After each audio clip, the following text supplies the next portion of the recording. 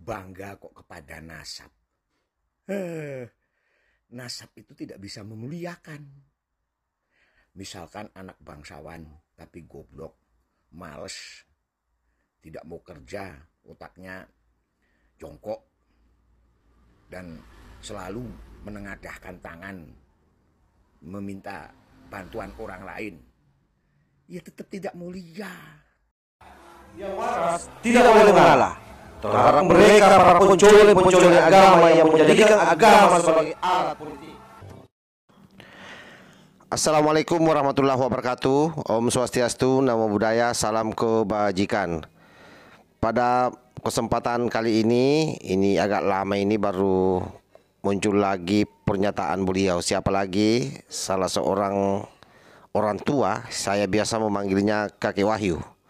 Kali ini beliau menanggapi situasi yang terjadi di media sosial di bangsa kita, yakni soal perhabibang. Beliau memberikan nasihat yang tegas tetapi sangat menohok terhadap mereka para penggila nasab yang selalu ngaku-ngaku cucu Nabi.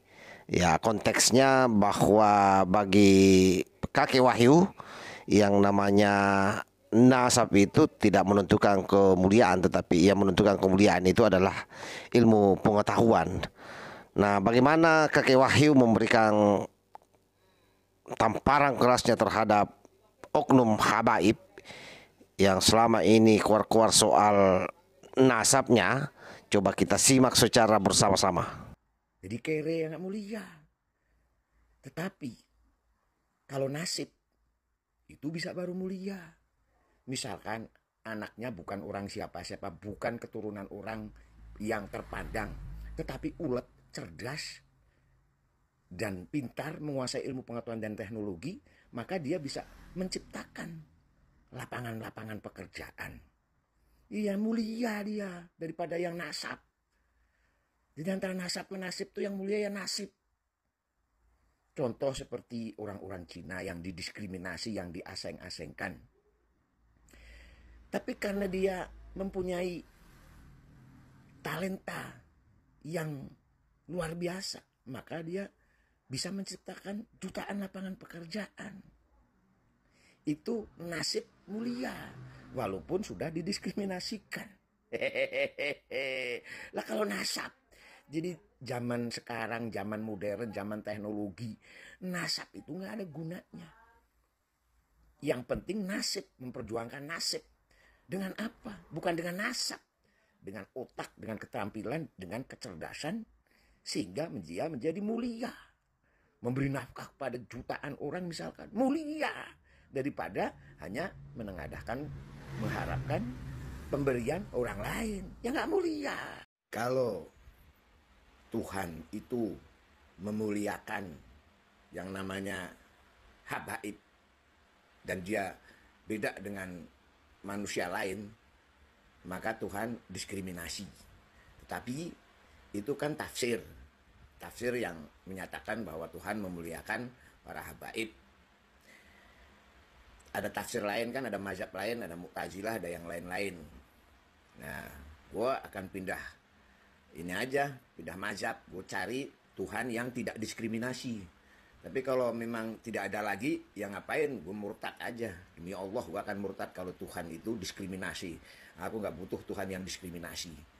Tuhan ya yang adil, yang maha adil. Kalau gak adil, diskriminasi, syara, gue murtad demi Allah. Tapi gue belum akan murtad, gue akan mencari mazhab yang lain dulu. Kok aseng-asengkan gue, kok PKI-kan gue. Nggak ada keluarga gue tuh PKI, nggak ada. Coba saja gembong PKI namanya siapa? Fahrul Barakbah, Sufyan Barakbah, Aidit, Untung. Mana ada nama Chin Kuan Chin? Nggak ada.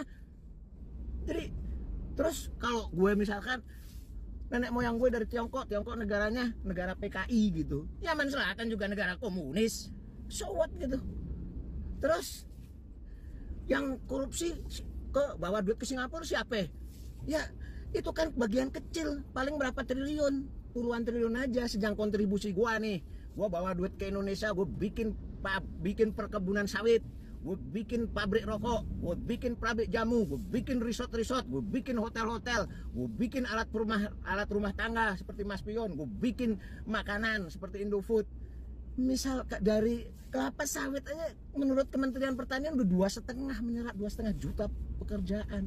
Apalagi semuanya katakanlah 5 juta aja yang kita hitung itu, 5 juta tenaga kerja gitu, dengan gaji misalkan rata-rata 5 juta. Gue sebulan itu sudah harus ngeluarin duit 25 triliun. Kalau setahun berapa 300 triliun. Belum pajak-pajak gue, karena gue selalu memberi pajak tertinggi buat negara, ratusan triliun juga. Kalau yang cuma dikorupsi puluhan triliun nggak ada artinya. Dan kalaupun korupsi itu kan korupsi ngeplang pajak. Jadi misalkan pajaknya 100 cuman bayar 70 kan gitu. Nah sekarang kalau ngomong-ngomong ngemplang pajak, lu ngemplang pajak apa enggak? Lu bayar pajak apa enggak? Lu kalau setiap ceramah itu harus kena PPh 21, harus bayar pajak. Nah lu bayar apa enggak? Kalau lu nggak bayar namanya juga korupsi. Gitu. Jadi gue berguna, aseng berguna. Kalau menanya PKI, apa gue pedagang, nggak, makanya nggak ada itu yang namanya pengurus PKI dari kelompok gua, nggak ada, karena gue pedagang. Karena PKI itu kan kaum buruh dulu kan gitu, kaum buruh, petani kan gitu. Pedagang nggak ada, pedagang tuh yang maunya liberal gitu, karena ya optimal gitu. Jadi lu salah ngaseng-ngasengin gue PKI-PKIin gue, salah. Jadi gue bukan pengurus PKI, gue memberi triliunan setiap tahunnya kepada pajak, kepada negara. Itu, jadi jangan remehin gua. Mengapa kita waktu di SD, SMP, SMA itu di dalam pelajaran agama atau sejarah agama tidak disebut cendekian muslim top yang mempengaruhi pengetahuan dan teknologi dunia seperti Ibnu Sina yang memulai operasi sehingga dikatakan sebagai bapak kedokteran modern dunia. Kemudian Al-Khawarizmi yang menemukan angka 0 dan algoritma. Kemudian ada Al-Farabi sebagai bapak rasionalis. Kemudian ada Al-Kindi. Kemudian ada Al-Biruni yang telah menghitung jari-jari bumi. Kenapa dulu waktu di SD, SMP, SMA itu dalam pelajaran sejarah tidak disebutkan oleh nama-nama mereka yang notabene membawa zaman keemasan Islam, sehingga Islam disegani karena ilmu astronomi, fisika, matematika dan kimia begitu pesat zamannya, zaman keemasan Islam, yaitu zamannya Khalifah Harun al-Rasyid dan Al-Mu'min. Kenapa?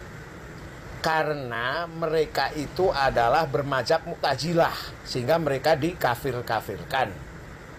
Karena mereka dikafir-kafirkan, maka tidak diajarkan. Karena notabene mereka bertentangan dengan mazhab yang kita anut, yaitu Sunni atau Ahli Sunnah wal Jamaah. Yaitu mereka itu adalah cendekiawan top dunia loh. Karena ya memang logis kalau dikatakan kafir mungkin ya, karena kayak Ibnu Sina, Ibnu Rus dan Al-Farabi itu berpendapat bahwa Tuhan tidak mengetahui segalanya, yang tahu detailnya itu manusia. Mereka mengatakan juga bahwa Tuhan itu telah bermanifestasi menjadi alam semesta. Mereka menentang Asmaul Husna.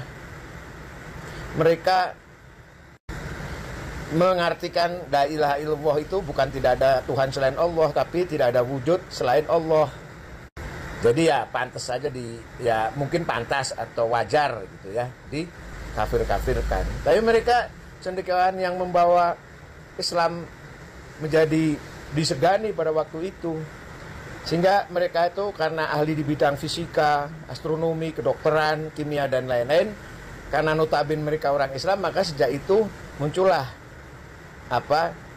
istilah bahwa Quran adalah sumber dari sumber segala ilmu. Karena orang Islam seperti Ibnu Sina, Al-Farabi, Al-Kindi, Al-Biruni, Al-Khawarizmi itu notabene orang Islam yang menjadi ahli di bidang fisika, kimia, astronomi dan kedokteran. Tapi kok nggak disebut kita ketika belajar, kita hanya mengenal mazhab-mazhab saja, mazhab Mu'tazilah, mazhab mendewakan akal, titik. Nggak ada cerita tentang Mu'tazilah, tentang kehebatan orang Mu'tazilah itu. Nggak disebut, nggak pernah disebut dalam buku-buku sejarah ketika kita belajar agama. Nggak pernah disebut. Ya karena itu. Ya seperti juga Siti Jenar gitu. Siti Jenar itu kan sebenarnya mengadop ajarannya Ibnu Sina. Karena Ibnu Sina mengatakan bahwa Tuhan telah bermanifestasi menjadi manusia, maka Siti Jenar kemudian mengatakan manunggaling kawula Gusti. Jadi begitu. Tidak semua sejarah itu ditulis. Seperti juga masalah PKI itu. Nggak pernah di sejarah-sejarah disebut bahwa orang Yaman yang namanya Fahrul Barakbah dan Sayyid Ahmad Barabah itu gembong atau pengurus PKI. Kenapa nggak ditulis dalam sejarah? Padahal mereka gembong. Mereka ditangkap oleh tentara kemudian ditembak mati. Mereka PKI itu orang Yaman. Kenapa nggak pernah disebut dalam sejarah ketika kita belajar? Wallahu a'lam bishawab. Oke, saya kira jelas sahabat ya, apa yang disampaikan oleh Kakek Wahyu ini mudah-mudahan ditonton oleh para congor-congor budak kadrun yang selama ini selalu pasang badan di belakang mereka para oknum habaib yang seolah-olah di dalam hidupnya itu hanya satu, memperjuangkan persoalan nasab. Dengan nasab yang dia bangga-banggakan, dia berharap mungkin saja ya dari situ dia mendapatkan pundi-pundi kehidupan yang bisa lebih baik. Padahal sesungguhnya jelas sekali bahwa Allah sendiri mengatakan di dalam Al-Quran bahwa sesungguhnya yang membuat orang mulia di mata Allah Subhanahu wa taala itu, bahkan dijanji untuk ditinggikan derajatnya, ialah orang yang beriman dan berilmu pengetahuan. Jadi saya kira jelas di situ penegasannya. Oleh karena itu perimingan yang mengarah pada pendegradasian ulama-ulama lokal kita, kiai-kiai lokal kita, ini harus kita luruskan bahwa tidak boleh ada perbandingan-perbandingan yang mengarah pada nasab dengan alim ulama, dengan nasab yang mengarah ke Rasulullah Sallallahu Alaihi Wasallam, dianggapnya itu jauh lebih mulia sekalipun dia goblok, sekalipun dia bodoh, dibandingkan dengan alim atau para kiai. Ini jelas sekali bagian daripada penggiringan opini untuk mendegradasi para ulama kita, sehingga kemudian masyarakat muslim lokal Indonesia ke depan akan lebih berharap ke mereka para oknum-oknum habaib yang menjual nasabnya ketimbang ulama-ulama pribumi. Kan sebenarnya orientasi terakhirnya ke sana. Wallahul muwaffiq ila aqwamit thariq. Wassalamualaikum warahmatullahi wabarakatuh.